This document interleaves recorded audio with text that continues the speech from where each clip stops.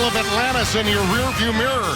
It's time to get down and dirty in the Big Ten, a conference matchup. Number 4 Michigan playing host to the Hawkeyes of Iowa from Chrysler Arena in Ann Arbor, Michigan. Hello, everyone. Tim Brando by my side, my old pal Jim Jackson. We so often talk about the game being guard-laden, Jim, but tonight, 2 bigs that can control the game both inside and out. But isn't it interesting how the conversation has changed? You have a 6'11" guy in Luka Garza, but also Jon Teske at 7'1". They're going to be out on the perimeter, not just posting up inside. The key for tonight for both of those guys, stay out of foul trouble. Don't pick up the ticky-tack fouls, especially when you're in pick-and-roll situation. Iowa loves to push it and press it, and this is a tough Michigan team defensively, no question about that. Let's take a look now at the starting lineups for tonight's game. Veteran club, really, Iowa. They're a bit banged up. Bohannon, McCaffrey, C.J. Frederick, Joe Wieskamp, along with Luka Garza, the aforementioned post player. Michigan will counter with Xavier, though he likes to be called X. Franz Wagner, along with Eli Brooks, Isaiah Livers, the leading scorer, and Jon Teske, who is so solid inside and out. There you see Garza, and look, when they play on the road, it's really important for him to score early. Well, it's important for him to put pressure on the defense. Be smart about his playmaking ability, allow his teammates to get involved, because what makes it easier for Luka Garza to be effective is when those jump shots are falling. Now he has more space to work with, so the inside play both complement each other. There's Fran McCaffrey, his 10th season with Iowa, his 24th year overall. His counterpart tonight, an old teammate of yours, an old rival of yours in your days at Ohio State. You played together in Houston, Juwan Howard, and the 46-year-old has already made his mark, inheriting John Beilein's very successful program. The opening tap controlled to Iowa. Our officials tonight, Terry Weimer, Larry Scarano, and Courtney Green. This Iowa team shoots about 35% from behind the three-point line, so look for Michigan to pressure, kind of take away their airspace. And you see early on, inside to Garza to kind of challenge Teske at the basket. He'll go to that offhand a lot, too. He's got all the moves inside and is a tremendous perimeter shooter to go with it.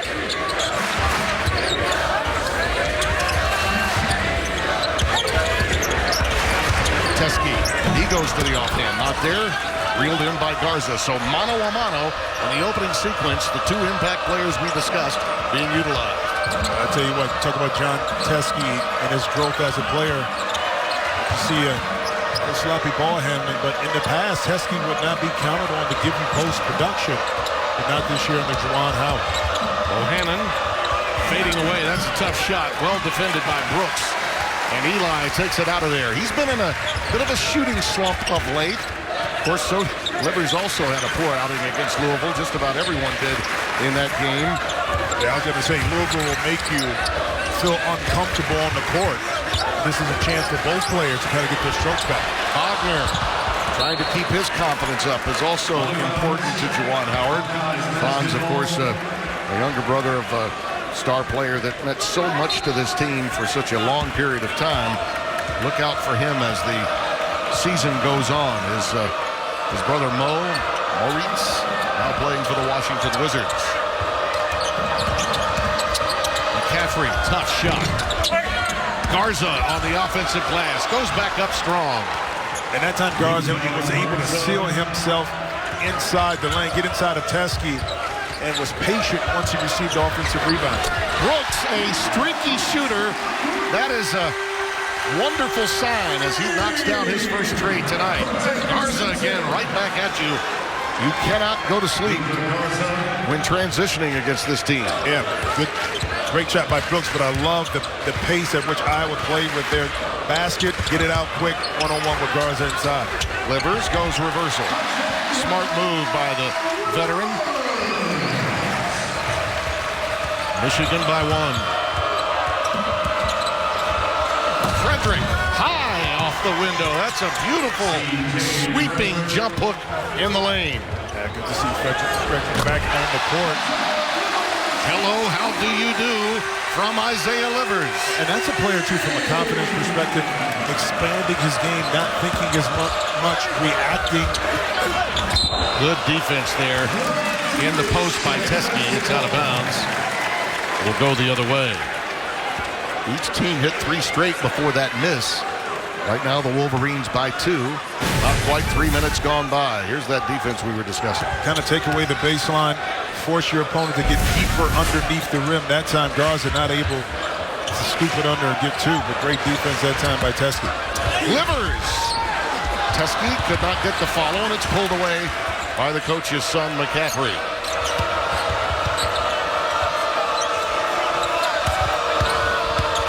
Garza really pressing the issue, isn't he? Well, but I love the mindset behind Fran McCaffrey, what he's doing early. Because once you establish the post position, now the tendency is to slouch down a little bit, to kind of take away and crowd a space. That's when the open perimeter shots can then take place. Teske walked. He was working the pick and roll with Wagner. Took a little bunny hop in the painted area. And part of being an excellent post player is positioning, understanding space on the floor. That time a little pump fake. Knowing that Teske doesn't want to foul and pick up one. Garza just a little tricky there on the baseline for that too. Frederick. And McCaffrey with the dump down to Garza. It all starts right there. He got it done. Fooled Teske that time. He's so slippery under there. Yeah, but the question is, too, if you're going to continue to get a steady dive and Garza is able to score, the question is now, do you double team? Do you get the ball out of his hand? But if you do that, you're going to open yourself up for those open three-point shots. So let's keep our eye on that and the adjustments. So far, Bohannon has not been able to launch a 3, and he generally needs space. Tough pass that time by Brooks. Picked away by McCaffrey. End-to-end, and he lost it out of bounds. Last touch by Teske. Already 6 lead changes in this game. Luka going to work, Jim. Give me buckets all day inside. Patience. 10-8.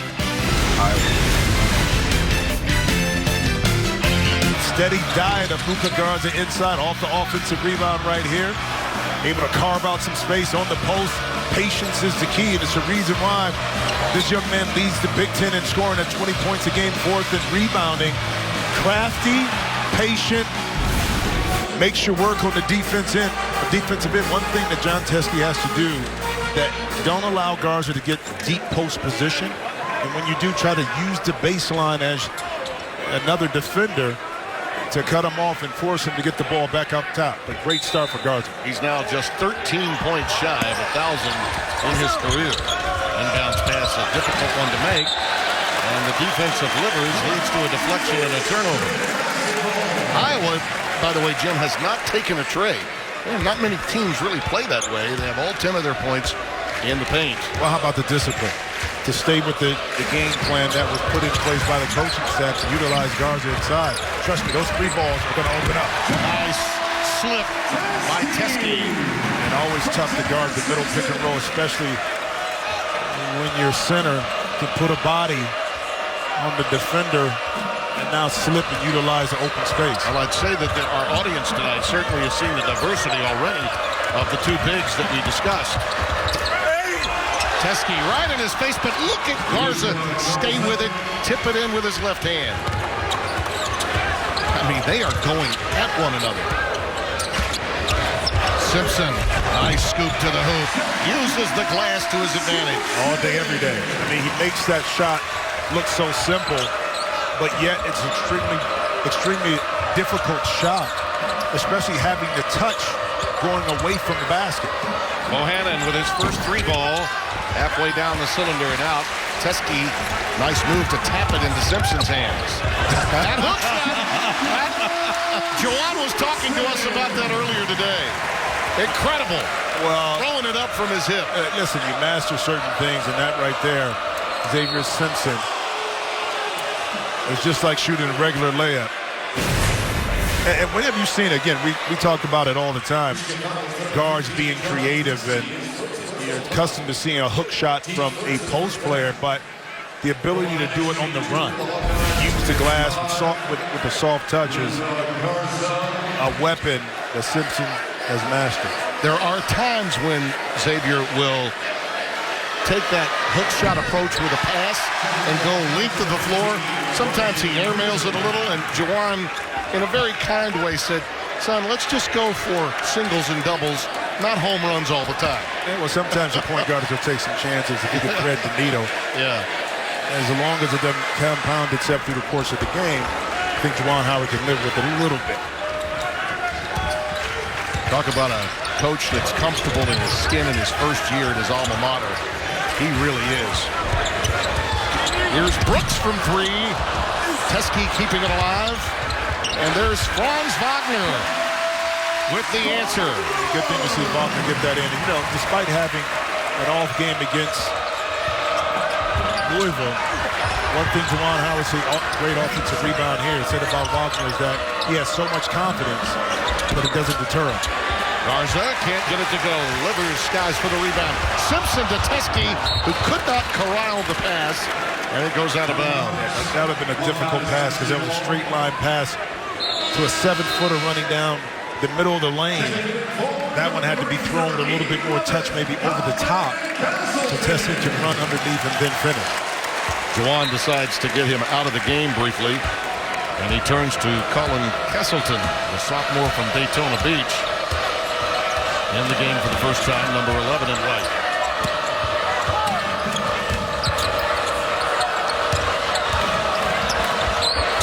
Garza not there as he tries a hook shot of his own. Livers pulls it down.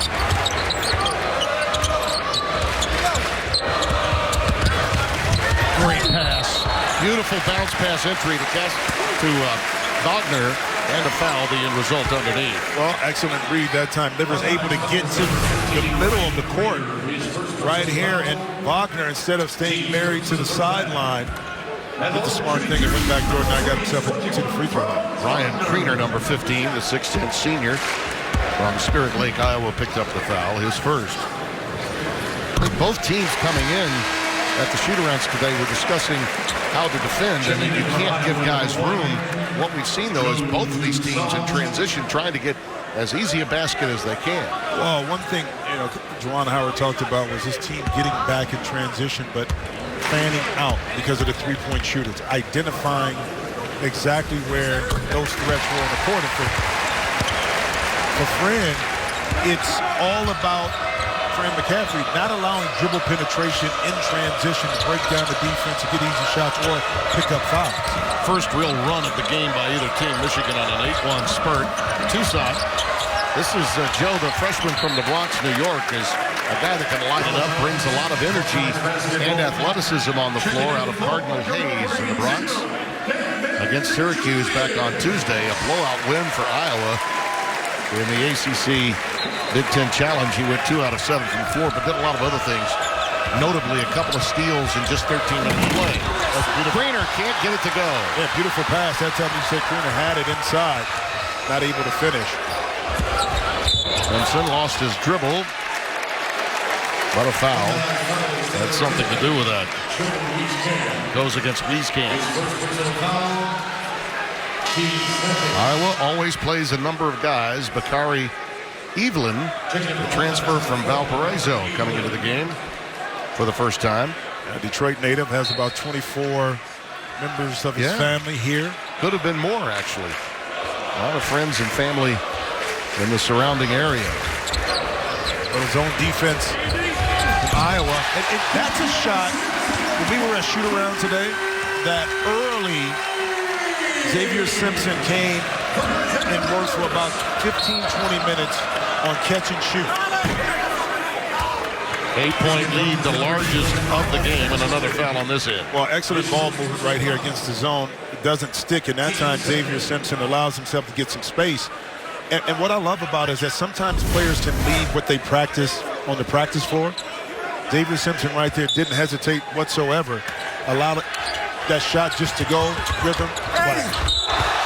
Wagner will pick up the foul off the inbounds pass to Garza. Castleton, by the way, had gotten the foul prior to the inbounds. And that is number 1 on Franz. Just the third team foul on the Wolverines, but this is a shooting violation. Garza will get to the free throw line. 61% at the stripe on the year. He lit it up at Syracuse. 9 of 15 from the floor. Hit 4 out of 5 at the line.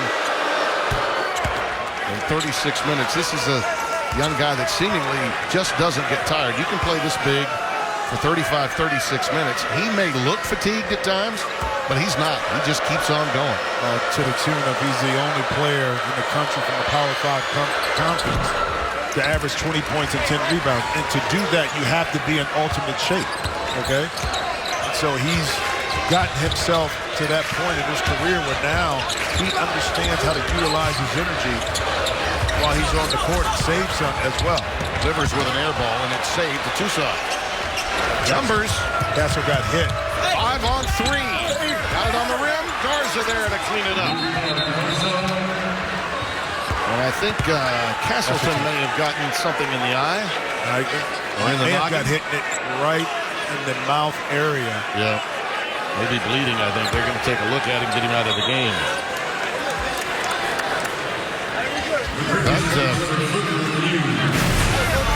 We'll take a look right here on the scramble. Oh, right there by Garza.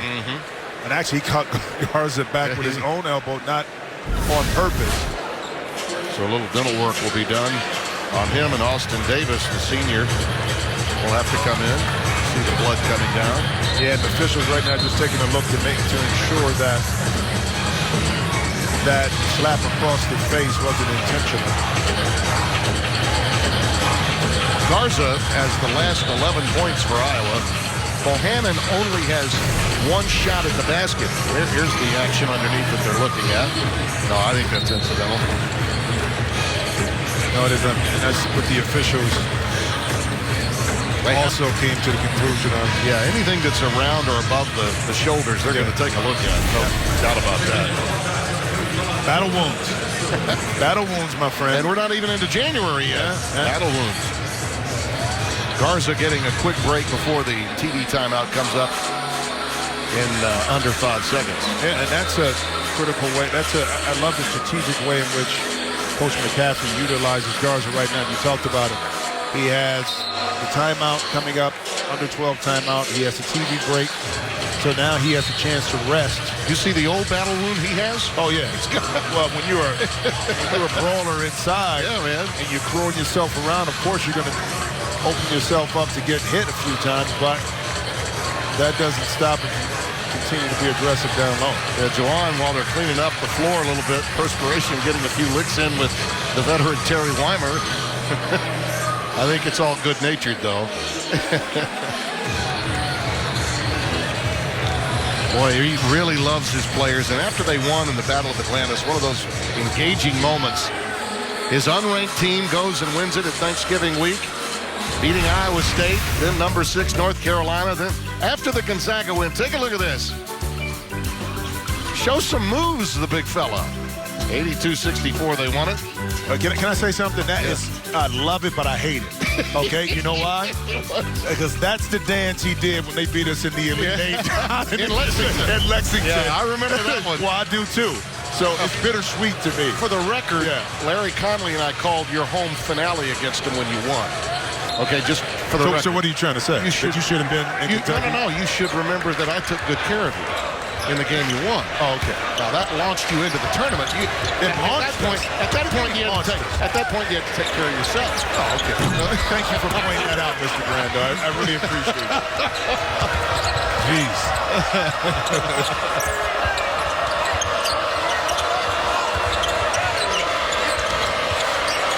There's a little dribble handoff to Evelyn. Inside they go. Pencil, who's really been playing hurt, and he's banged up right at the start. We'll get to the free throw line off of the ball fake. So shots coming for him when we return. You got to remember at some point, Jim, what? Going to slide in that I was involved.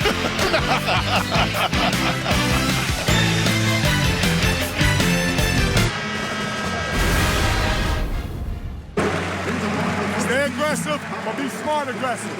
You got to be disciplined. All 5 guys on the rebound. They are attacking the glass, so we got box out, okay? I love it. Be aggressive, but be a smart aggressive. In basic terms, don't bail out, especially in the defense and reaching inside, picking up a foul, over-committing. But I want you to stay aggressive and allow Iowa to feel you defensively. Yeah. You notice there in the huddle, behind the huddle, the bald-headed gentleman there is one of the all-time great college basketball coaches, past NABC president Phil Martelli. Spent all those years at St. Joe's.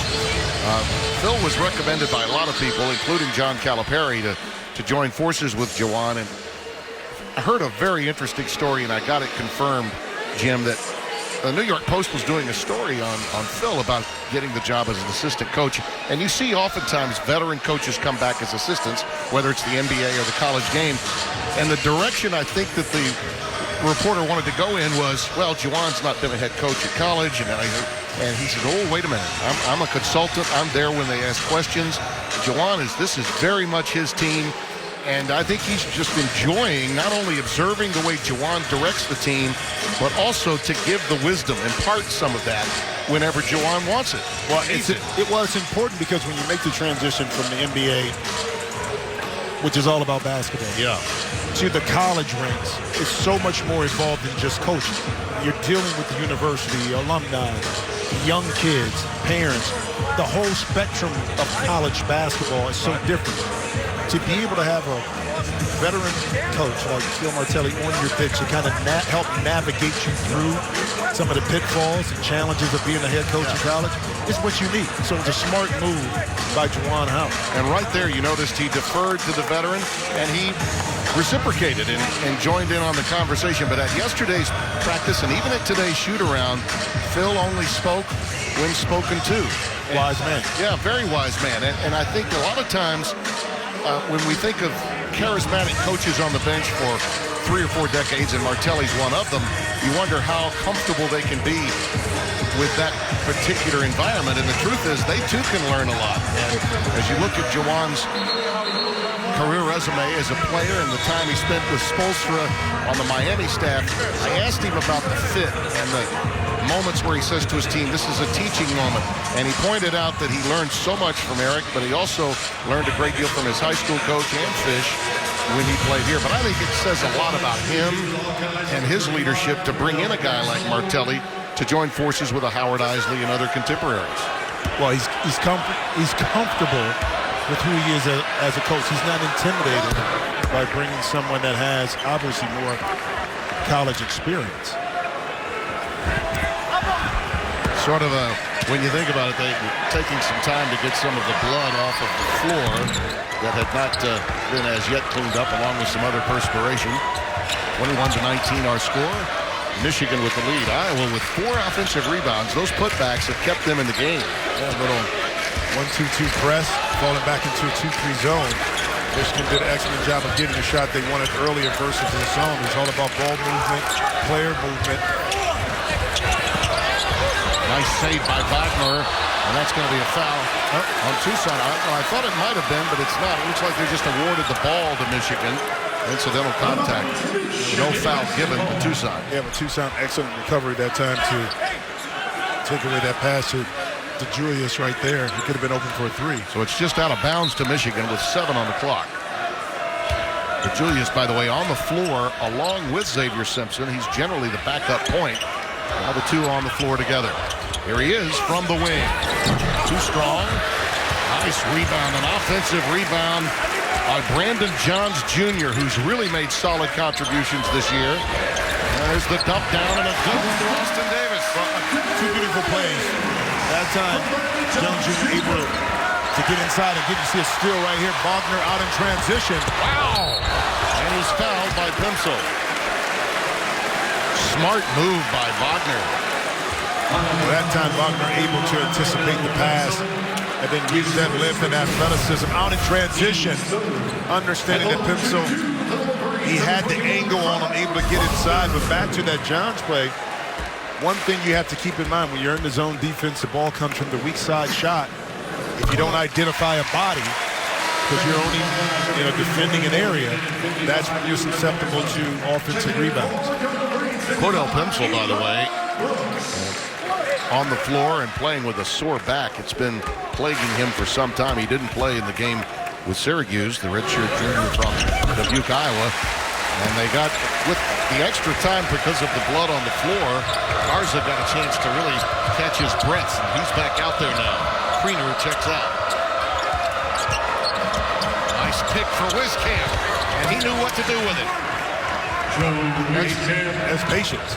I mean, and again, the middle pick and roll is so hard to guard when you have shooters on the perimeter because you can't inch in. And that time, able to dissect the defense, get inside patiently, and then use the glass with a soft touch. If ever there were a player that sums up Iowa Hawkeye basketball, it's Joe Wieskamp. Brooks in trouble. What a pass! Wagner, and he's fouled. There's a block underneath. That was a tremendous pass inside. Let's take a look at that Iowa possession. Well, the key here is that Wieskamp, when he has the ball right here, once the pick comes over, it's all about patience and utilizing himself to get inside. Again, you have the middle of the floor to work with, allow Garza to set the pick, get a piece, and that time able to finish right over the top.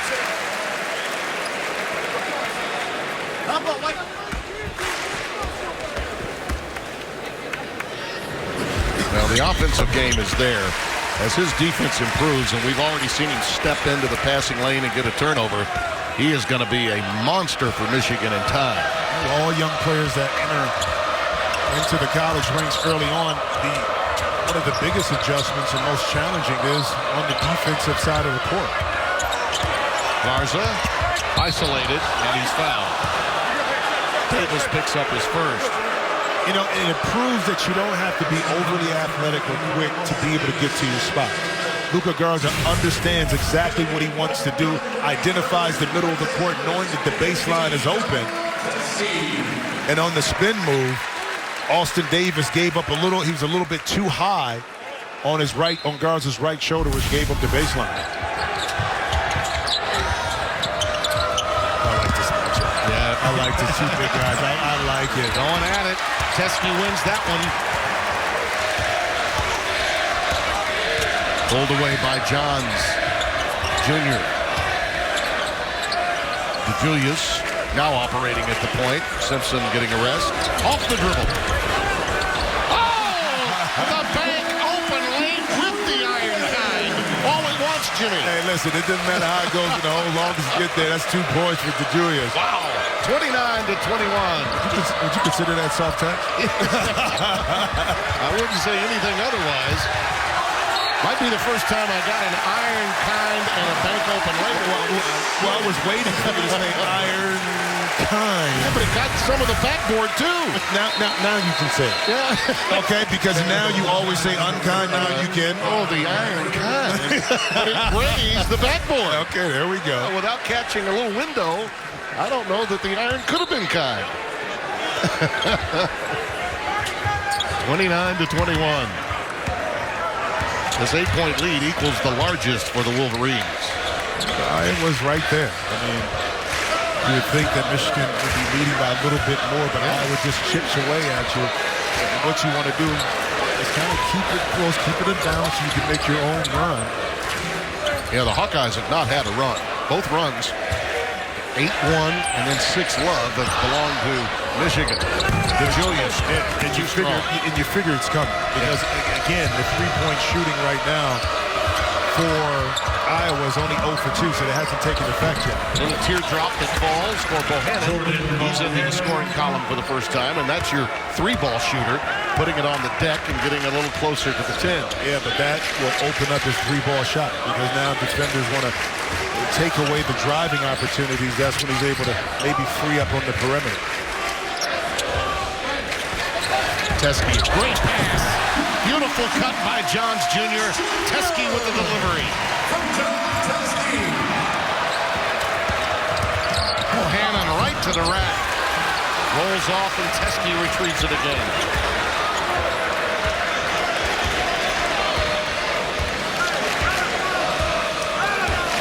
Eight Wolverines are in the scoring column.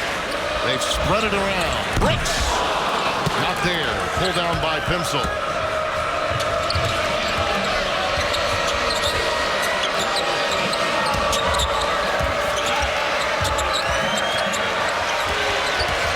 Bohannon went to the offhand, and a nice adjustment by Teske to knock it away.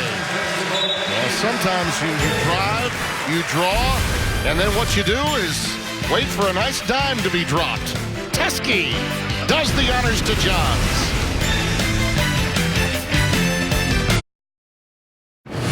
Welcome back. Let's take a look at the playbook.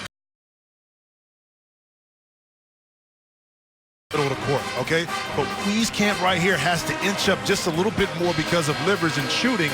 This allows Johns to get back door once the ball is received. And again, Wieskamp up a little bit too high, had to respect the shooter up top. This is where Teske also has improved his game, is in the passing ability right here. Instead of a high pass, it's a touch pass on the baseline. Easy to, well executed versus the zone. In a lot of ways, that play sums up what we would normally say is a well-diagrammed John Beilein play. And I love the fact that Juwan embraces what he inherited from Coach Beilein before he headed to the Cavs and the NBA. Yeah, well, wouldn't you? There's a lot of talent that came back. Goodness. Absolutely. You know what he inherited? Was guys, players with high IQs, and they love to be in the gym. Yeah. And when you have that as a coach, and I'm sure Fran McCaffrey can attest to this with his team, it's a lot easier to be able to coach that type of talent. No question. The lead still only 6. It's been really the Michigan balance. Here's Livers. Teske, beautiful job on the offensive glass. Up and over Garza, who had position. But it's been Iowa's leaning on Garza. He's been the dominant player. 17 of their 25 points. Add to that total with that bucket. He's been carrying the Hawkeyes. They trail by 6, but 9 different Michiganders have scored in this game. But how about that? Expand your game. Okay, I'm not going to post you up that time. I'm going to step out about 5 feet away from the basket, 8 feet, square you up, and force you to now have to guard me and come outside the lane. Come down to Teske. That was easy. Livers with the delivery, and Teske didn't waste any time. Well, quick decisions versus the zone. When you pass it, you're able to utilize and find the gaps. Got Teske on a little, as our friend Bill Raftery would say, nickel dimer off the ball. And that's number 2 on Big John, so he'll likely sit. They're going to turn to Austin Davis for more than likely the remainder of this half. And those are the fouls right there. When I talked about picking up the ticky-tack fouls that you don't want to do if you're Jon Teske, because you have to guard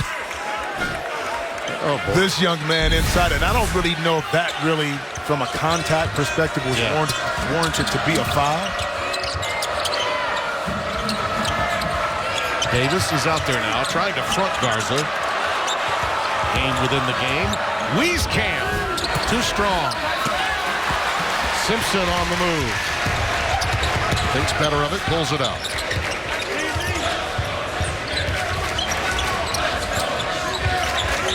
Livers is so much more of a complete player now as he's matured. Not just a three-point bomber. There's that pass we were talking about. I was waiting for you. Yeah, not there, and that's going to be a push underneath. Does it go against Garza? Yeah. Well, that's 2 on him.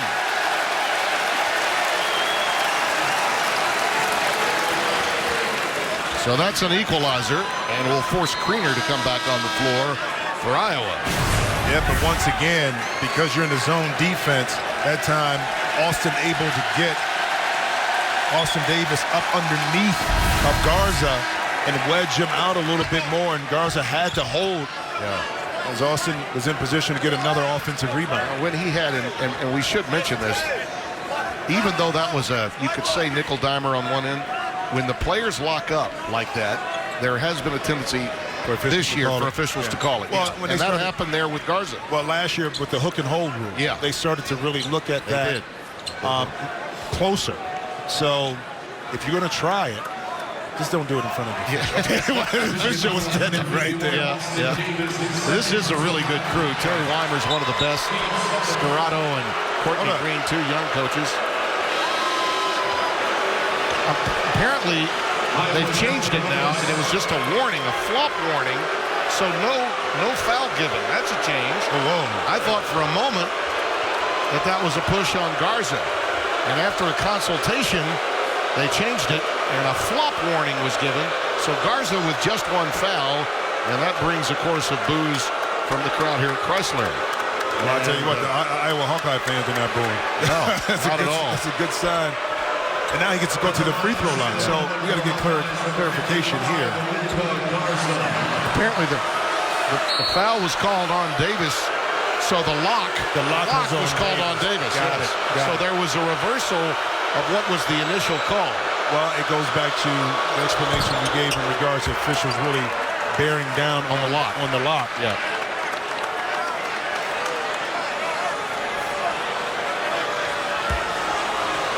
He's got 9, 9, and 9 right now. How about that?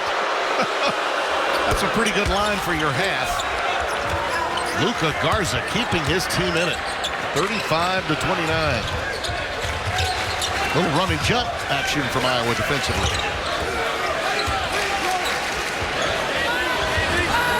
From the wing, Johns Jr., the sophomore from East Lansing. Well, you know, with that running jump, the back line has to be able to communicate and direct those players back. At that time, Johns Jr. just was wide open.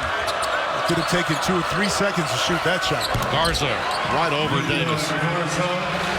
That is 1,000 points now for Garza. He hit the number he needed. I mean, think about it. He's 1,002 now after that bucket. He needed 21 when the game began. I'd say he's lighting it up in the first half. Oh, yeah, no problem. I mean, especially when the offense is going through. And now you can pick your poison inside, outside, especially against one-on-one coverage. Still, his Hawkeyes down 7. Went too far in the pass that time by Simpson. Here comes Bohannon. Wonder when he might trigger a quick three. He's got such a quick launch. Needs some space to do it, though. Uh-oh, that'll be an over and back. There's a claim that it might have been deflected. Frederick is saying the ball was touched. I don't think it was. In real time, I didn't see it. Yeah, I don't think it was because McCaffrey was trying to give Frederick some space by spacing over, moving to his right. We can take a look here. Let's see if Simpson gets a beat. Oh, he might have. Oh, yeah, I think he may have. I think he may have. I think he may have. Because in real time when we were at it, didn't look like it. But yes, Michigan. Yeah, they got a break. They really did. Yep. And in real time, I didn't see it, I must admit. And it happened right in front of me. Well, that doesn't say much. You got glasses on. Yeah, I got a few decades on you. Johns goes in and he's fouled. That's Wieskamp coming over to give the help, and he picks up the personal foul. Let's see if the ball's Use your glasses to look at this replay. Oh, yeah. Ball's redirected. Okay, you got it? Yeah, I got it. Why you take your glasses off? Well, thought we might have it on camera.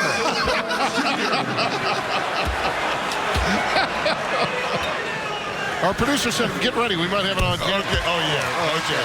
Another picture. I got you. It's a funny game. You know they pay us to do this. Yeah, they do. Okay. I'm reminded of that on Twitter a lot. Okay. It's too much fun. Two teams competing. Coaches dissecting. Making adjustments. I give Fran a lot of credit. He didn't get too red. You know, when his cheeks get a little bit red. You said you're going to tease him once he gets red. So we're going to have our producer zoom in on it a little bit. Oh, my goodness. Garza, he's unstoppable down there. Well, he gets such great position, deep position on the post, that it's tough to guard him one-on-one once he gets down there. Once again, on both wings, Brandon Johns Jr. He was the #1 prep prospect out of the state of Michigan by one service. And he is playing big right now. A rhythm. Again, the decision to shoot the ball is made easier because the passes are on time and on target. Once again, Garza. Boy, beautiful pass by Bohannon that time, too. A little wraparound pass on the baseline. Davis went to the offhand, couldn't get it done. He's acquitted himself pretty nicely, though, Austin Davis. Garza's just a load to deal with. I mean, the guy of that talent is going to be difficult to challenge one-on-one. That's McCaffrey. Coach's son can't get it. Pencil tried to tap it up. Livers clears. Why not? Feed and fan Brandon Johns. That one grazed the iron. Comes down into Pencil's hands. The lead is back to 8. Largest lead. There's the three we were talking about. There it is. Bohannon finally got some room, and he can throw it up from the Michigan logo. Well, he got it in transition. That time the Michigan defense loaded to the paint. Bohannon was smart enough to be able to go up top and knock it in. That's the first 3 for Iowa in this game. Well, Brandon Johns Jr. making his presence felt. Deep three-pointer in the corner splash. I'll take it. And Bohannon, what you can do, I can do better.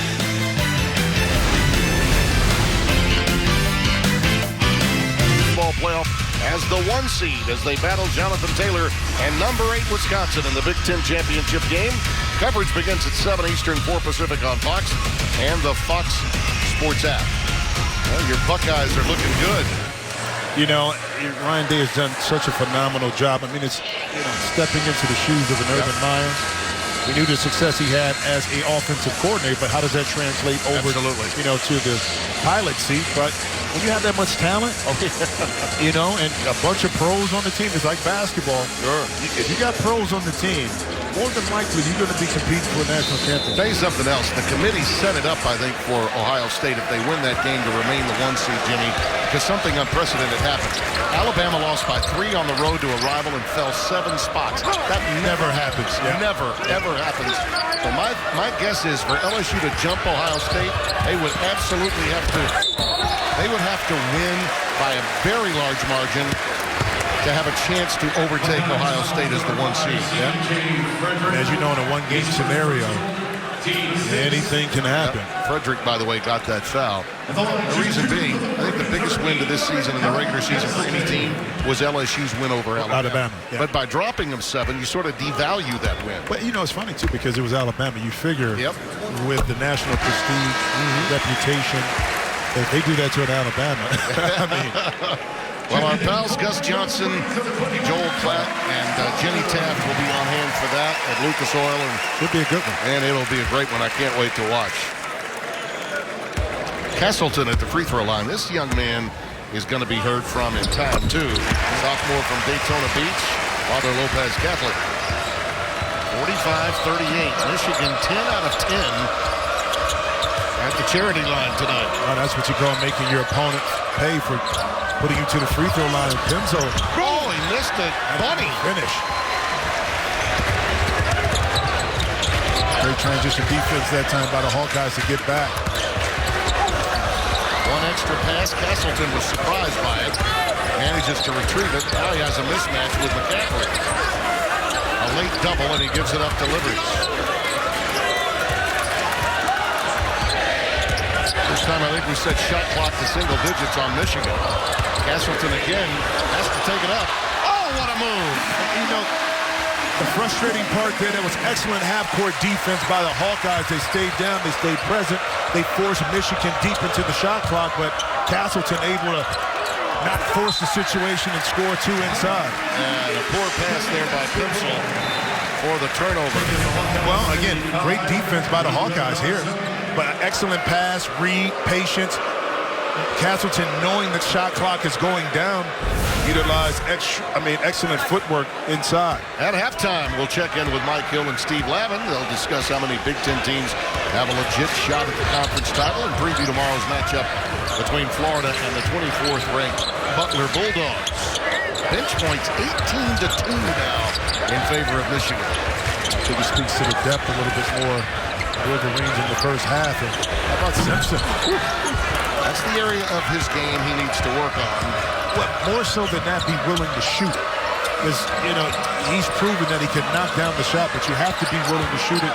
That forces at least the defense to have to honor it. Livers trying to deal with Garza. This time he got the job done as that one goes flying off the rim. And we got a foul. The defense that time by Livers kind of bodied up with his chest against a more powerful Garza. Garza just left it a little bit short. They called it a tie ball. Yeah, jump ball. Jump ball, and the alternating possession goes to Michigan. So no foul. And Iowa back to man-to-man last 2 defensive possessions. Nice pick from Castleton. Simpson over to Livers. Well, the lead balloons now to double digits just prior to halftime. It's a big possession here for Iowa to maintain contact. Yeah, you want to kind of get this lead if you can. 10 points if you can get a 3, get it to 9. Under double digits going into halftime. 3 big runs for Michigan. Really the difference in the game. This is a 7-0 spurt to close the half. Shot clock at 5. Bohannon. Good defense. A stressful shot coming. Garza. Wow. Almost went through for him. Now time for Michigan. Brooks at the buzzer. It was right on line. It was all nets, but unfortunately hit underneath the rim. Oh, I saw one in the NBA where there was a dunk that didn't count. Oh, James Harden. Exactly. I would hate to be the officiating crew there. Our guys in the studio await. Michigan's balance the difference. 55% from the floor. They're coming up on the other side. Stay right where you are.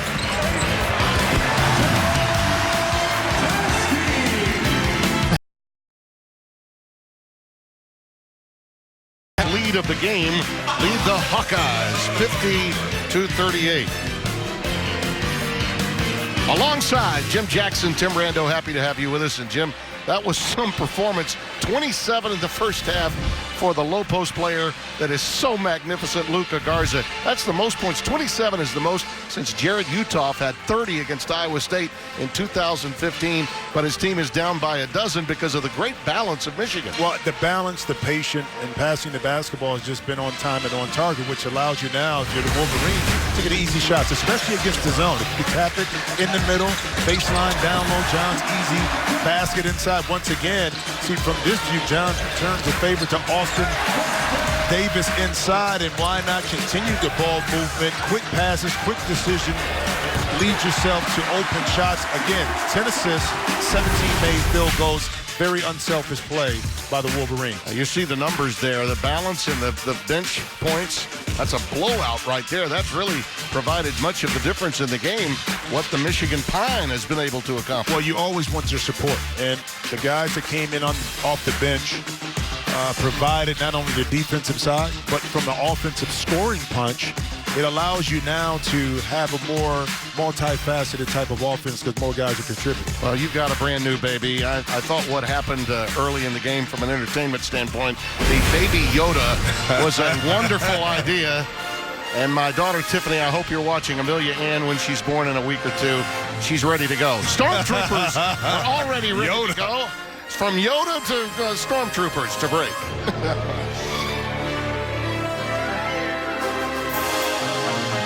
Number 4 Wolverines lead by a dozen over a solid Iowa team, 50-38. And we touched on Garza's incredible first half of 11 of 19 shooting for him, but the rest of the team, he needs some help from his friends. They have a cumulative 4 of 15 from the floor and only 11 points. Well, there's the numbers we talked about with Utoff, who had 30 versus Iowa State back in 2015. Well, let's see if Iowa goes back inside right away to Garza, kind of establish that again. Easy money inside, well drawn up play, cross screen, deep post position. Keep in mind this Iowa team makes about 8 3-pointers a game. First half limited to just 1 for 4. One from Bohannon in transition, as you mentioned. Teske, by the way, is playing with 2, so a good idea to just keep going at Garza if you're Teske and return to Cinder on this end of the floor for Iowa. And we're going to force Garza to play a little bit of defense himself on the post. Maybe that could help tire him out, but we talked about what phenomenal shape he's in. And guys like Wieskamp and Bohannon need to get more involved offensively. Here's Joe Wieskamp working on Wagner. Gives it up to guess who? There's a follow. Count it and one. Smart play by the coach's son, McCaffrey, and he's fouled by Simpson on the putback. Well, by Garza being able to step out on the court, guess what? That brings John Teske out as well, which opens up the opportunity for McCaffrey to get inside for that offensive rebound. By the way, Connor's brother, Patrick, we should mention, is on the trip. He is not dressed. He's down at the end of the bench wearing a suit, and a young man that's gone through so very much. Cancer survivor from 2014.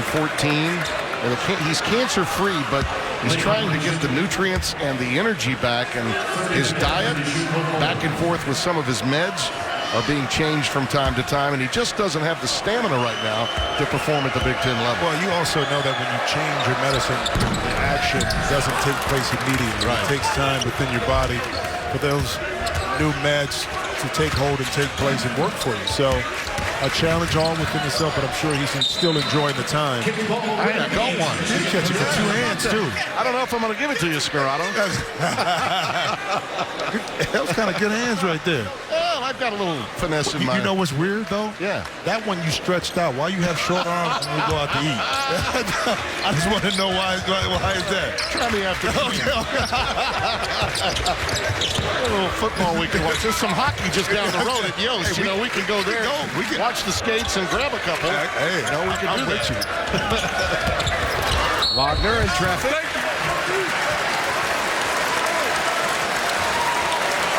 And the foul underneath. Well, that time, McCaffrey picks up the foul, but Wieskamp was guarding Xavier Simpson in the corner, and basically he could have inched in a little bit more to take that drive away, but yet he stayed a little too married to Simpson in the corner, who's really not a three-point threat. Wagner 6 out of 6 at the line. It's that one to go. And the first foul on McCaffrey.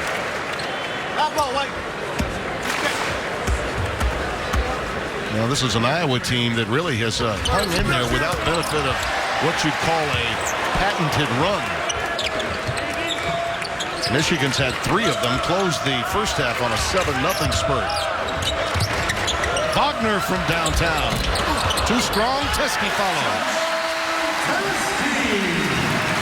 Well, his game is going to grow exponentially with Juwan Howard as his head coach in his final opportunity to play. Yeah, I mean, you learn so much. You saw remnants of this game developing last year on the B-line, especially the confidence to step out and shoot it for deep. But what Juwan Howard has added to his game is the ability to have trust in him as he gets the ball in the post.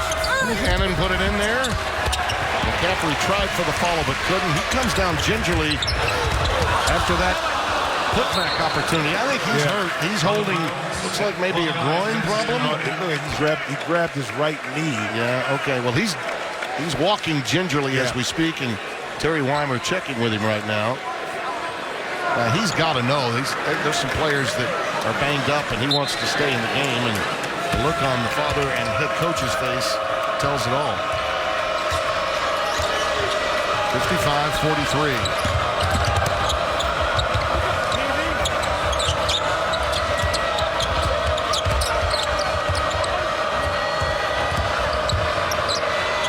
Garza for 3. Tapped out by McCaffrey. Smart play and a foul. Boy, McCaffrey made a wonderful play there. Knew where his teammates might be. He acts like he's the coach's son and understands. You think? Certain things, but if you can't get the rebound, this is how you keep the offensive possession alive, tapping it back out. Listen, he's a coach's son, and his mama was an All-American. Margaret, back home in Iowa City, was a great player at Notre Dame. I'm sure the matchups that they had as a family were tough. That's a foul from beyond the arc as Wieskamp decided to get aggressive. And a foul spotted. And it goes against Simpson, his second. And it is 3 for Wieskamp at the free throw line. Muscatine, Iowa. Pride of that small town outside Iowa City.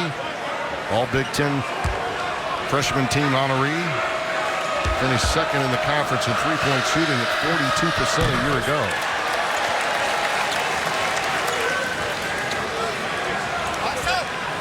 Well, I think if you were to look up an Iowa basketball player historically, you might see a picture of a kid like Wieskamp.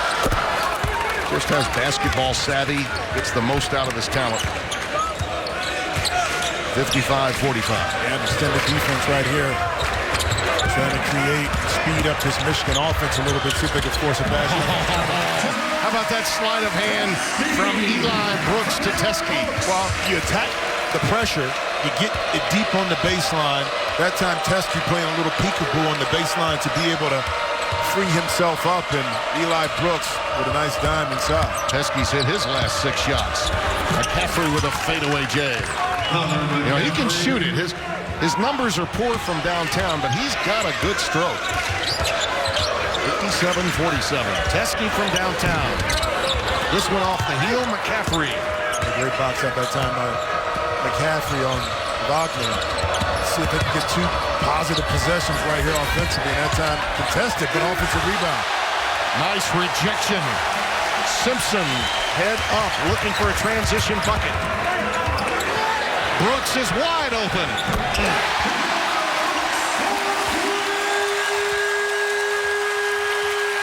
to Baker's dozen, and they're standing at Chrysler.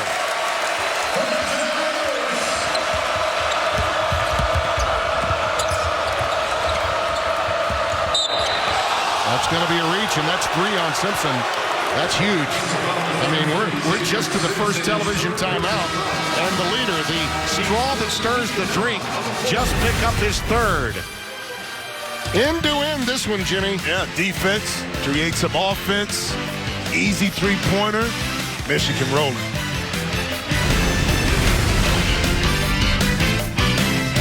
For Butler, it all starts at 11:30 Eastern on Fox and the Fox Sports app.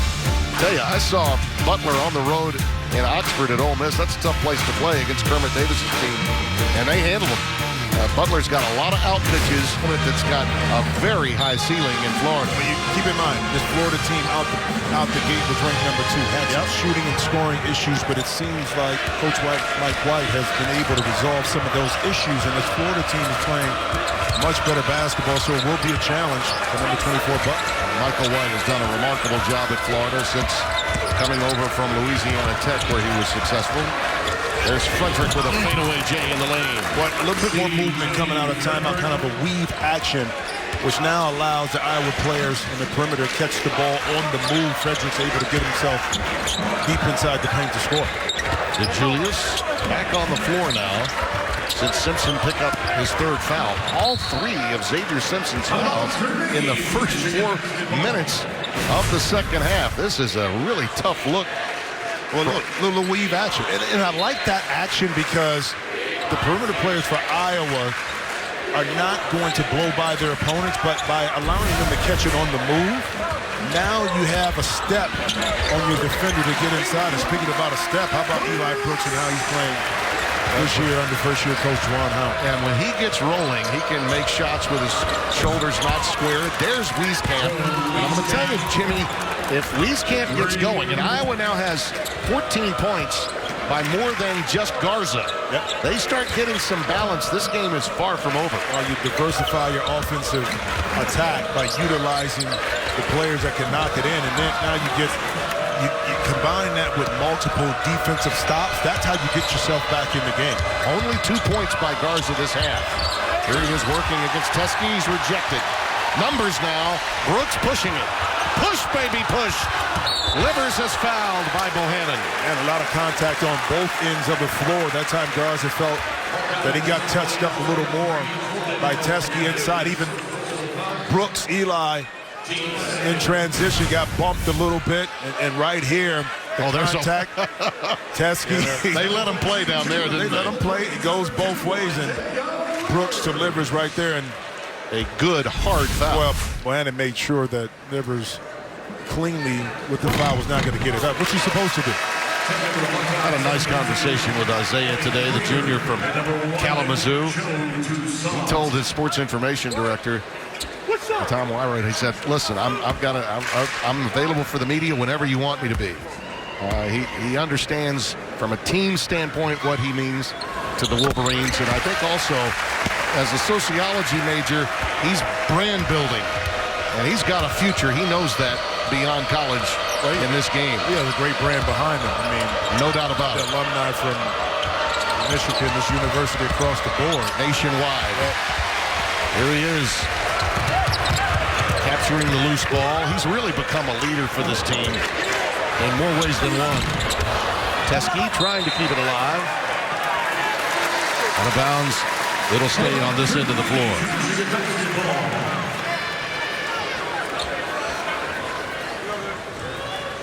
I asked him what besides basketball he had a passion for, and he said animation. He loves cartoons, all kinds of cartoons. Well, I tell you what, as a screenwriter, someone who wants to get into animations right now, no doubt, whether that's a series or on Netflix or whatever it is, or on screen at the movie theater, is huge. It is right now. He's ahead of the curve in a lot of ways, as so many Michigan players are. Yeah, you know, you feel like this game is a 15, 20-point game, but there's only 12, so still in the balance for Iowa. Teardrop falls short for Eli Brooks. Here comes C.J. Frederick the other way. There's the dump down to Kriener. Good move. Strong over Livers. How about Kriener? How about him sprinting the court, okay, and then wedging himself inside against a smaller opponent. And now because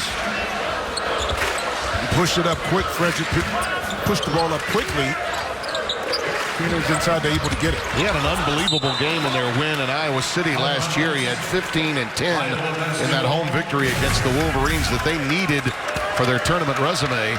Look at this, very strong. They were deep position. Yeah. And that time he utilized his left shoulder right over the top. Soft touch off the glass. Off the curl, Frederick. Beautiful. It is. And a nice move by Joe Toussaint, the freshman, to deliver the pass as he was running the curl. Garza scoreless the last 6.5, but Iowa has actually cut into what was a 12-point halftime lead. Brooks from downtown. Man, when his stroke is on, it can be lights out. Well, you can tell Teske and Brooks have been playing together because immediately when Teske caught it, Eli Brooks sprinted to that open corner for that pass to get the... Great anticipation. McCaffrey knows his teammate, doesn't he? He put that pass in a position where no one can get it but Garza. Well, coach your son right there. And that's part of passing the ball to the post. Okay, so where is the post player asking for the ball? So once you put it in his hands, now all Garza has to do is position himself, catch, and go right up. A little bit like a quarterback who throws to a spot and the receiver goes to it. That's what happened right there. He released that ball. Garza wasn't there yet. He knew exactly where he was going to be, and he put it high enough and at the right angle so only Garza could catch it. 67-59. Brandon Johns had a very good first half. Back on the floor, number 23 in white. Wagner for three. And Michigan with a lot of answers from beyond the arc. 70-59. Toussaint, yes and one. He gives them something, Jimmy, that they haven't had. Yeah, different speed. Different level, different gear. Well, go back to the three. This is DeJulius breaking down the defense against the zone. Wagner able to square up and knock it in. And the bench loving it. Another three ball, and then Toussaint. This Iowa team has been successful at this. Make or miss. When they push it up quickly, they find themselves getting a pretty high percentage shot. Absolutely they do. And, you know, historically, Fran McCaffrey's teams always have done that. Well, with Toussaint, like you talked about. Oh! Johns Jr. from Teske with a royal flush. 72-61. Garza. Tapped out, controlled to Brooks, gives it up to DeJulius. Skip pass to Brooks. Good effort by Toussaint to get up in his kitchen. Yeah, good idea for Brooks not to force a shot. Middle pass. Teske again. Middle pass. And the patience for Michigan not to go away with what's working, which is swing the ball side to side and then enter it right at the high post and allow Teske to make a play. Lead back to 13, equaling the largest of the night for the Wolverines. 9 of 14 from the floor. And a bailout foul, and it's a big one. Teske now has 4. So Teske with 4, Simpson with 3. Oh, the outstanding passing. We saw it in the first half. See it again in the second. Johns inside, and Teske, why not? I'll take the 2.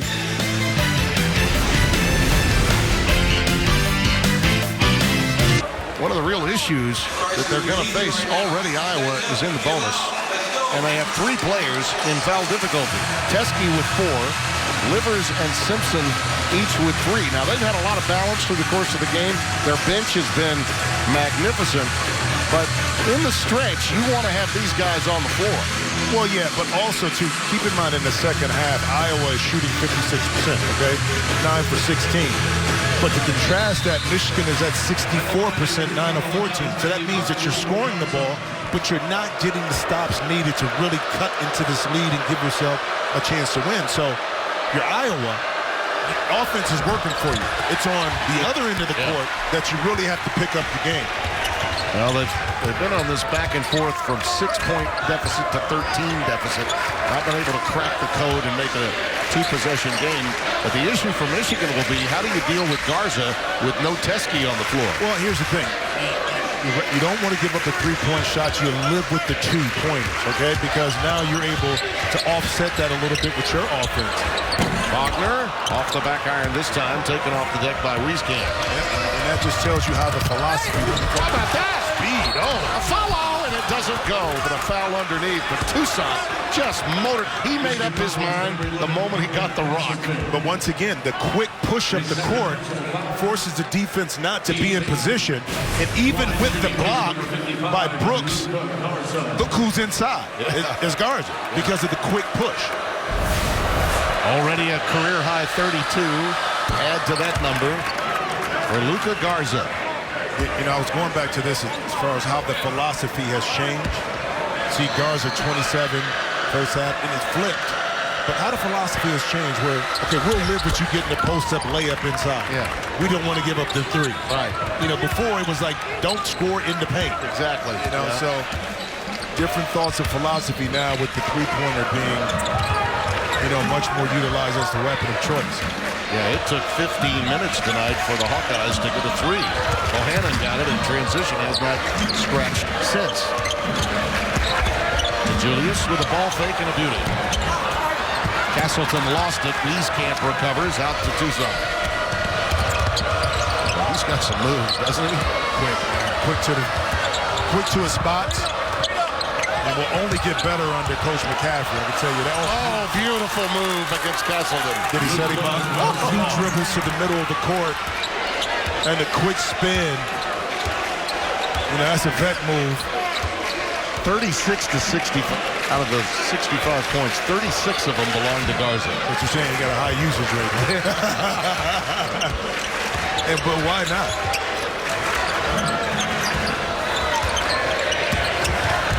Wagner from the lane, and I think Wieskamp thought he had help, but he didn't. Too easy.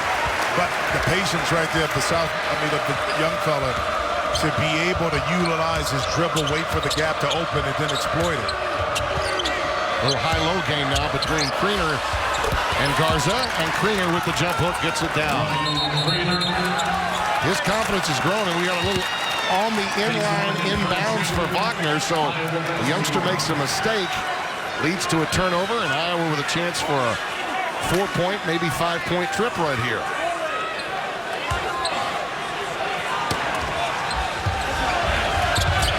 Evelyn is the transfer we were talking about earlier. He's got serious game. Inside Garza again. They just can't deal with him without Teske on the floor.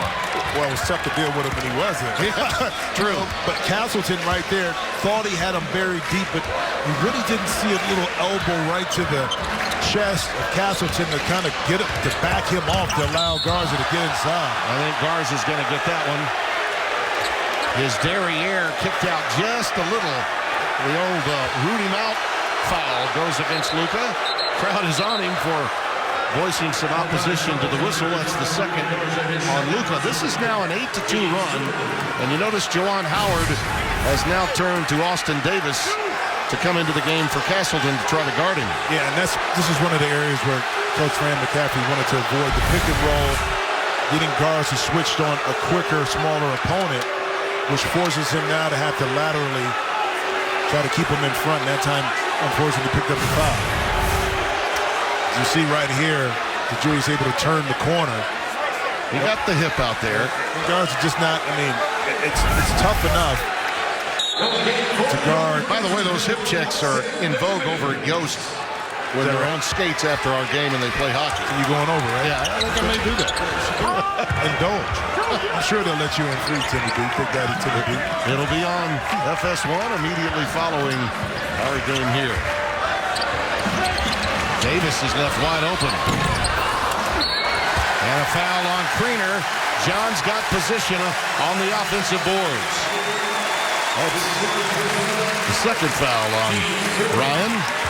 Activity. That time Brandon Johns able to wedge himself underneath the basket. Again, the jump shot Franklin Davis at the free throw in the zone brings up the middle man to have to guard him one-on-one inside the Giants. Well, that arena, when you're watching it tonight, the hockey will be where Cazzie Russell played back in 1966 before they opened this building.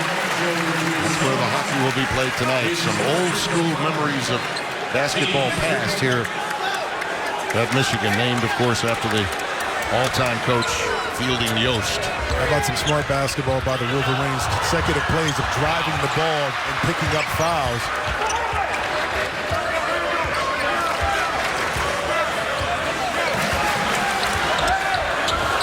Clock goes tick, tick, tick on this possession. DeJulius in traffic. Giving it up to Wagner. Got to go up with it. Off the rim, Johns another recycle.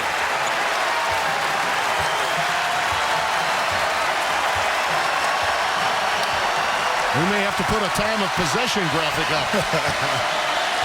This trip has lasted 70 seconds. The fifth offensive rebound in the second half. And an easy one.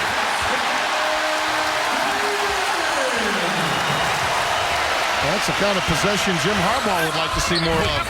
Toussaint with a quick answer. Boy, he's like beep, beep.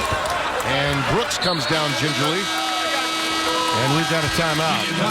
Well, we had a 70-second possession, and then Toussaint had a 4-second one. Beep, beep, beep, beep.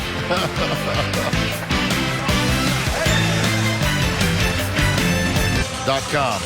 Point of emphasis for the National Association of Basketball Coaches. We touched on Fran's younger son, who's an outstanding prospect at 6'8", Patrick McCaffrey. I'll never forget 2014. They were in the first four, and they lost a game in overtime to Tennessee. About a month later at the Final Four in Dallas, he brought Patrick with him and one of his friends, and one of the most touching scenes ever. And Fran talked about what Chris Paul did for him when went to a Timberwolves game. Flip Saunders, who ironically got him great tickets, wonderful seats, and of course, just a few years later, Flip would pass away of cancer. So many of us impacted by that dreaded disease. Thoughts and prayers with everyone that has been. Yeah, and also as a parent, you kind of deal with having to deal with it yourself, but when it's your child, it takes on a whole type of different meaning and emotion. Out of the timeout, Xavier Simpson and Isaiah Livers back. Davis with a flush. Beautiful slip, and Simpson made that happen. His presence on the floor means so much. And now out of a timeout, Iowa making a little bit of a run, and Jawan wastes no time getting some of his stars who are saddled with foul difficulty back on the floor. Well, having the ability to have juniors and seniors, when you draw something up in the timeout, whether you make the shot or not, did you execute the play and get the shot you wanted? And prime example by the Wolverines on that last play. Frederick shot just a little short. On the short rebound, surprised Garza. He could not retrieve it. There's that pass. Simpson threading it again.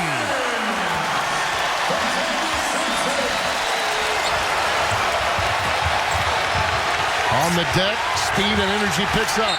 Toussaint tied up. And this capacity crowd is loving it.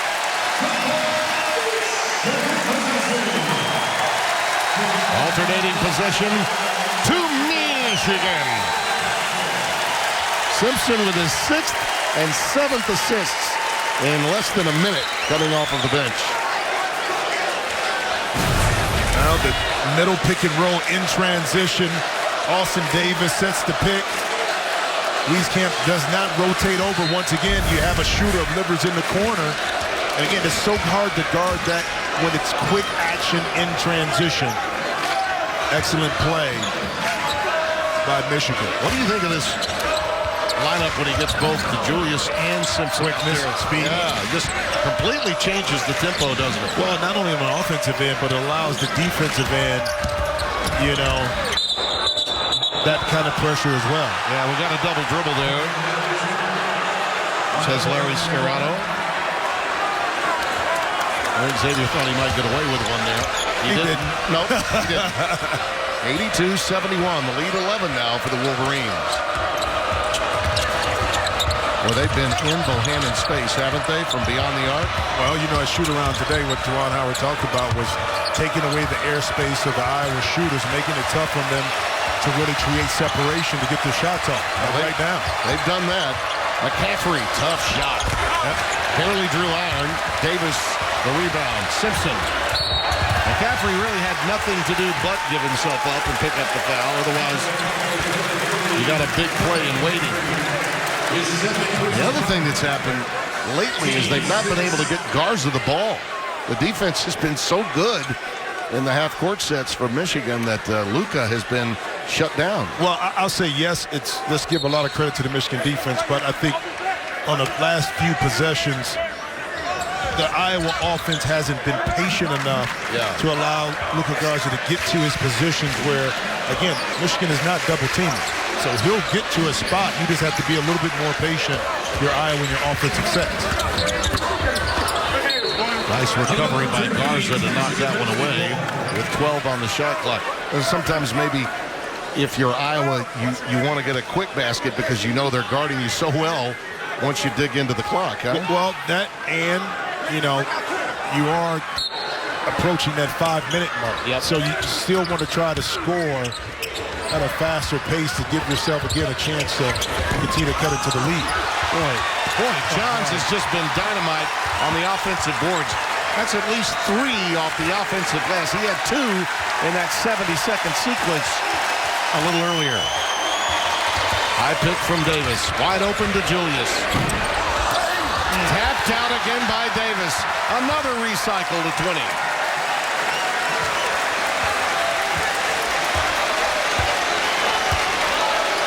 And they go 1-4 set for Xavier Simpson.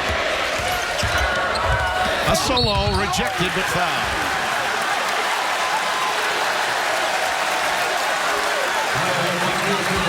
Isn't it great to have a big-time conference game this early? I mean, it really is because, you know, two teams who kind of battle each other. And I know for Michigan, being able to face Iowa after a disappointing loss against Louisville is probably the medicine that they needed to kind of get their juices flowing. I think the question was at yesterday's practice that I had a chance to attend.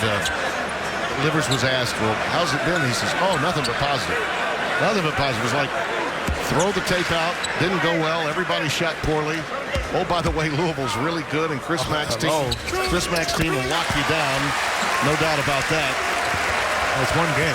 Yeah. I mean, but you chalk it up to a learning experience, but you also keep that in the back of your mind because later in the year, fortunate to get to the tournament, you may meet a team as physically gifted and tough as a Louisville, and you've been through that before. Davis will pick up the foul as Garza got it up on the rim. This has been quite a stretch. You think about winning in the Battle of Atlantis, but then the first true road game is at Louisville, and that's a tough spot to be in, particularly when you've gone from unranked to number 4, and Louisville is number 1 in the country. They wanted to make a statement, and even in that game, as poorly as they shot, 5 minutes to play, they cut it to 10. Yeah, I don't think they had the legs, but that's not an excuse. That's the reality of the case. Battle for Atlantis, 3 games, travel, the excitement, exhilaration of winning it, come back home, practice, get back on the road to a tough opponent. It's not easy.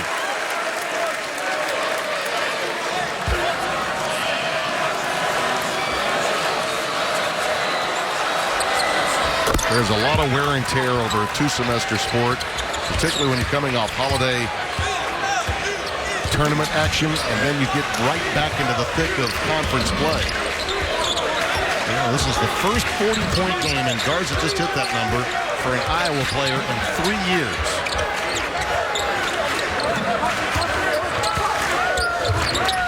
A 40-burger thrown up by Garza. What a performance. Brooks for 3. A boulder, but guess who's there to get it? But it did not hit the rim. It hit the backboard.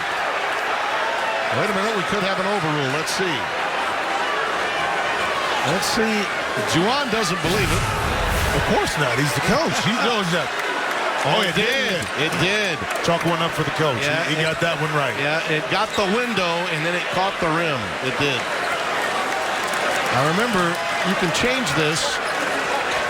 In the last couple of minutes, you always go and check. There it is. It is clearly hitting the rim.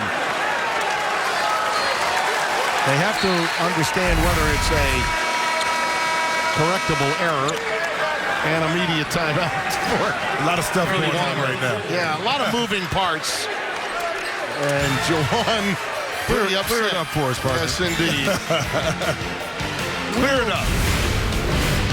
I'm going to give you a rim shot without a punchline. I got you, baby.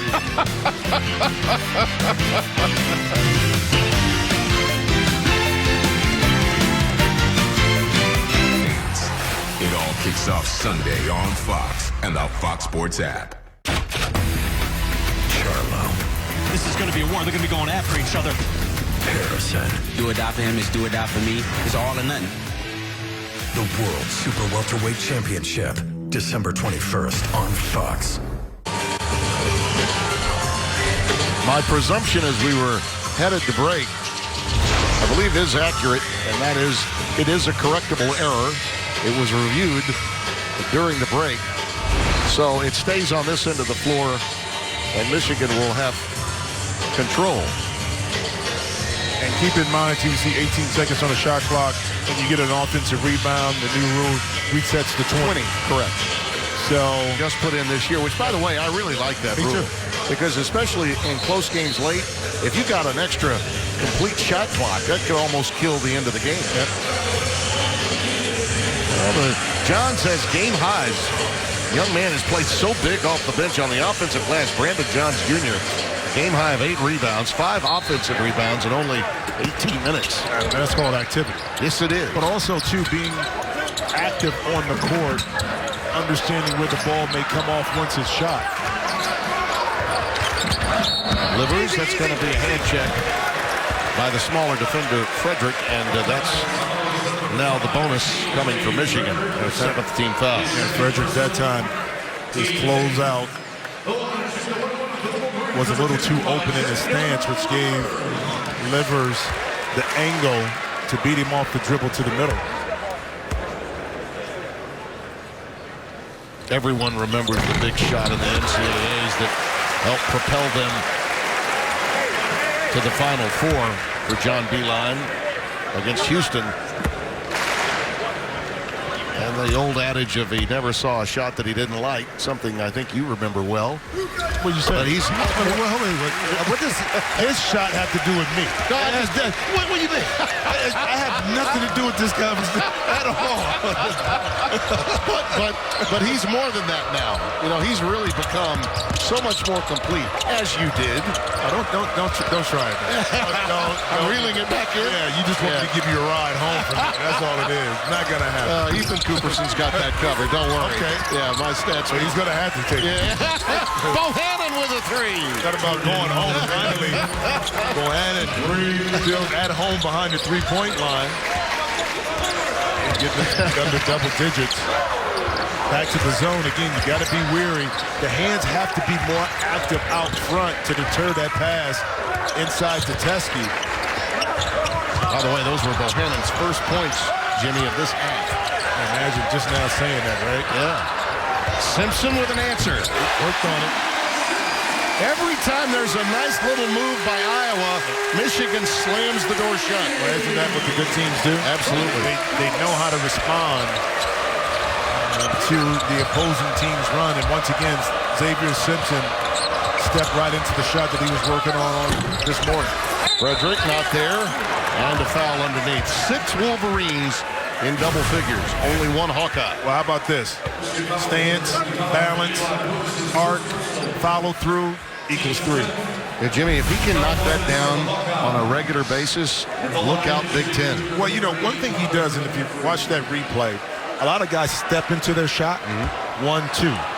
What Simpson was working on was almost like a hop into a shot. Now, it's neither right or wrong. It's what you feel comfortable with. And now it seems as though over the summer, his release looks a lot better. It's softer in the air, which allows for offensive rebounds. But more importantly, he's willing to take the shot, which he wasn't, the previous few years. Yeah. And he also, if you remember, was a liability getting fouled late in games because he struggled at the free throw line. So every aspect of his shooting, he's improved upon. Well, that all works together, but it starts in between the years. Yeah. Here's Livers on the open floor. Oh. Garza will pick it up. Wow, that was a dangerous play. I actually thought Livers was going to bait Garza out and throw it up to Teske on the backside. Watch Teske. He's waiting for the alley-oop. Boy, I don't know. So, yeah, Garza may have been in position. I got to see it. I tell you, I thought Garza was in great position. Oh, yeah. I thought he's in great position to pick up that charge. Yeah. Now, was it the move at the end with his right shoulder dipping a little bit? I don't know, but I would not have called that. I don't know that you can defend that any better. Yeah. But that was going to be a posterized moment had Livers put it in, to be sure. The building would have erupted.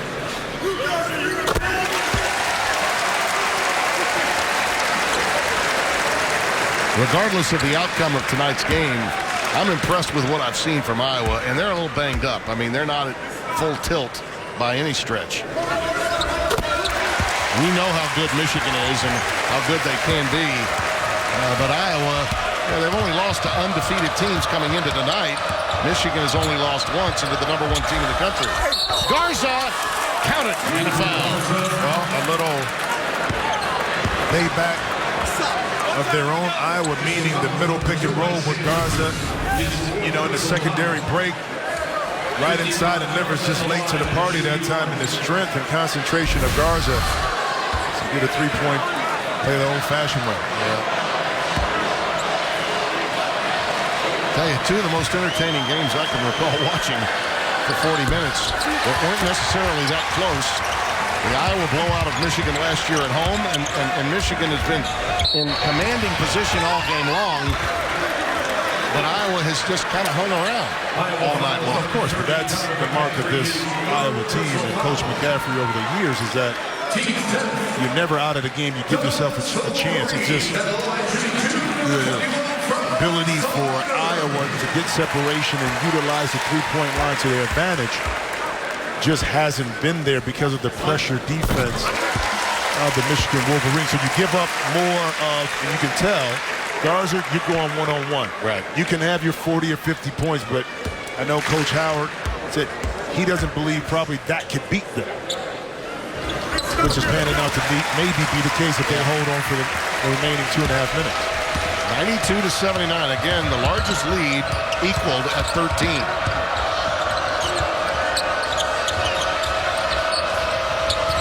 Good pass again to Garza. Livers gets a hand on that one.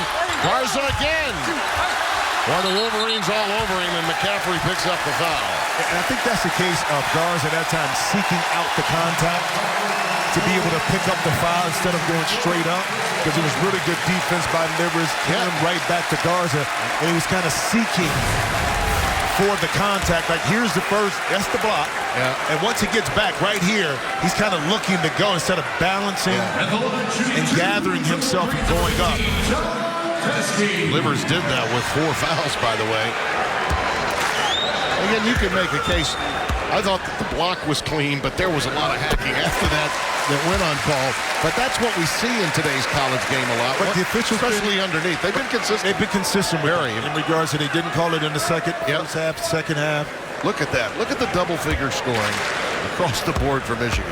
Definition of balance right there. Indeed. You want to win a lot of games?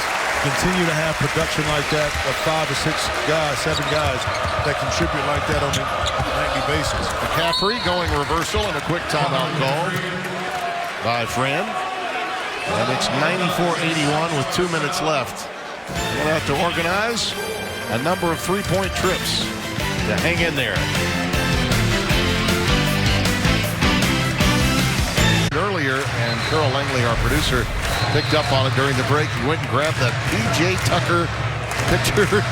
And, Juwan showed the team a video of P.J. while he was competing for a spot on the U.S. national team. And in that video, Tucker is seen and communicating on defense. And Juwan holds up the picture to remind his team to keep communicating. Well, different ways to communicate yourself with your team to have them understand what they must do to close out the game. And it is different nuances to how Juwan coaches this team. Yeah. With a soft hand at times, from a philosophical perspective at times. Just enough NBA, I think, in him in terms of the way the game construct is to go along with love and passion from his Michigan days as a player. Well, one thing he really wants is a continuation of the program with D-line with family culture. Yep. Okay? Yep. That's what's important to him because, like he did it with us, he said one day, these young men get married, they're all starting a family. He wants to get everybody. You know, but that's the impression that you as a coach can have on these young men. And he treats them as such. I loved it when he said, and if I don't get invited, I'm a wedding crasher. Yeah, I can pay my own way. And a quick reminder of Michigan and Penn State in hockey coming up right after we're done here. Matt Shepard and Fred Plesh will have the call for you as soon as we're done here. 3 ball, 2 strong. Cars on the offensive pass. He just doesn't stop. Over Teske and another quick timeout. Making it 95-83. Listen, I love the Michigan helmet, but how about that? The hockey helmet. That's beautiful, isn't it? Gotta love the Michigan helmet. I do. How about that? You expect something different? They're taking the ice. You expect a different answer from me? My old friend Bino Cook used to say, I want to top the eye at Ohio Stadium, but when you bury me in a Michigan helmet. Well, I want to dot the eye, too. Well, that should happen. Well, I'll start the campaign this week. I'll start it now. Okay. Yeah. Jimmy Jackson deserves it. All right, there we go. Never saw a dot that he didn't like. Well, especially when there's some zeros behind it. Or in front of it, too. Yeah. It has been fun being here with you and seeing Juwan Howard and his team. I'll tell you what, they sent a strong message in the Battle of Atlantis, and they have, I think, rebounded, as you said, exactly the way he would have wanted in a conference game that matters right after their first L at Louisville. Well, again, the response from a team after taking, basically a beatdown, how do you come back and respond, okay? And to me, what impressed me was the attention to detail and not buying in. Yeah. And what I mean is that it's very easy when Garza got it going, that your ego jump and you kind of break your defensive philosophy to try to stop it. They didn't do it. And by not doing that, it never allowed Iowa, in particular the perimeter players, to get open looks, more importantly, to get into rhythm. There's going to be some decisions now ahead for Fran McCaffrey that we should discuss with Jordan Bohannon particularly. He's been playing with a bad hip, in fact, with 2 bad hips. And he's tried to recover from the off-season hip surgery, but the good hip has now gone bad to go along with the bad hip getting better. So he has a decision to make, and he'll have to do it by the Iowa State game because that'll represent 30% of the season. And if you want a medical red shirt for a 5th year, you have to cut your season off at that point. And if that decision is made, Jim, then I think long-term, a lot of decisions have to be made with Toussaint and several other people in terms of the direction they're going to go in without Bohannon. Now, he hasn't been a big factor tonight, but there would be games down the road where having Jordan Bohannon would mean everything. Well, let's put it in context. What you're talking about is Jason Bohannon and his... Jordan Bohannon. I mean, Jordan Bohannon. His inability at times to recover quicker. Yeah. Because of that. It does bother him. And as Coach McCaffrey talked to us about, what is your end goal? Yeah, for the kid. For Bohannon. Right. Okay? What is your end goal? Playing basketball longer in your career where you have to take care of yourself now. And he wants to play after college. At some level. So that's a decision that you look at the long-term health of my body and where do I position myself, and is it worth going through the pain that I'm feeling now after, some games? And if he had the surgery and he came back for a 5th year, there's all kinds of Iowa records he could break. Oh, well, no question. He could be one of the all-time scorers, three-point shooters. It already is, really. But he could even become a bigger part of the legacy of Iowa basketball were he to opt for the surgery now and then come back for a fifth year. But I'm sure Jordan and his family have kind of exhausted a lot of conversation about what's best. Now the crowd responding to Livers, who fouls out.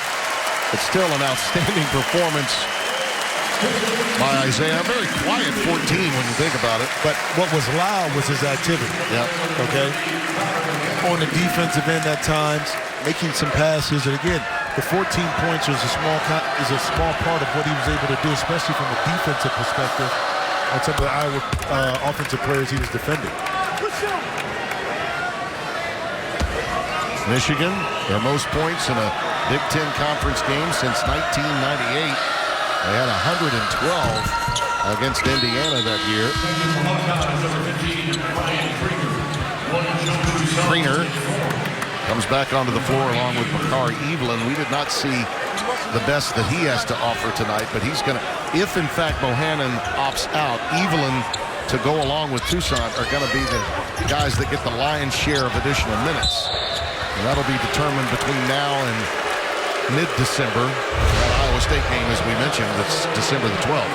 And that forces Coach McCaffrey to kind of tweak the responsibilities now of different players to fill the void of Jordan Bohannon not being there if he decides to do this.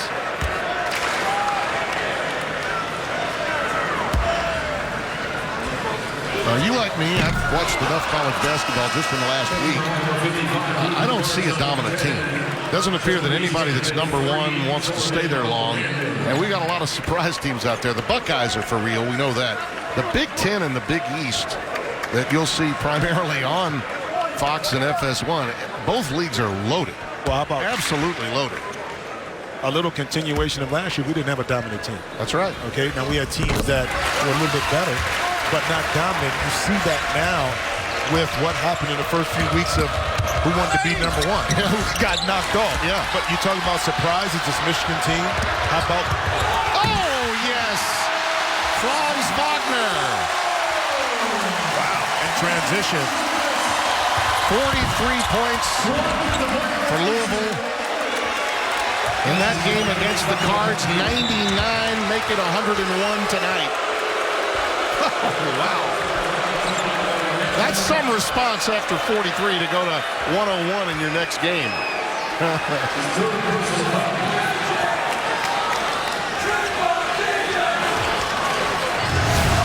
Well, you see the top 10 coming into this week. And who's next, right? I'm trying to tell you, if you was to take it a little bit more, the Big Ten has 4 teams in the top 11, which means a lot. And to finish my point about surprise teams, how about the job that Coach Dave Lato is doing there? Oh, my goodness. Just, Raft and I just had them 2 nights ago. And they were taking on a Texas Tech team that you knew after the 2 losses in Vegas, they were desperate for a win. And that building at Wintrust, I've never seen. You have to go back to maybe Terry Cummings' days at DePaul to have a crowd livelier than the one Raft and I had. You said you watched it back in the studios in LA. You can feel the energy. Yeah. And that wraps into the bigger story, too, is like Villanova dominated for so long in the Big East, but that may be a little different this year. Michigan State is still questions about their team because of the lack of, I think, perimeter shooting. Well, and Cassius is going through so much right now. Oh, yeah. Yeah, but the other teams in this league have gotten that. Absolutely. How about Maryland? Oh, yeah. Maryland is crazy scary. So many talented players coming back for the Terrapins. Score will really not be indicative of how contested the game was, but Michigan just too much balance. There's Toussaint again wreaking havoc with his hands and getting the turnover. Bohannon not there. Kriener the follow. Lead now back down to 12. And Wagner will turn it down. Juwan Howard's like, no, don't even think about it. We have to go back and play these guys again. Right. And a lot of sportsmanship there between those 2 head coaches. Sherman Dillard, one of the assistants, Kirk Spiro as well. An old friend of yours, Howard Isley, also on that staff of Jelon's. That's our final score. And we're going to take you over to Yost Ice Arena. Michigan men's hockey hosting 6th-ranked Penn State. For Jimmy Jackson, Tim Brando.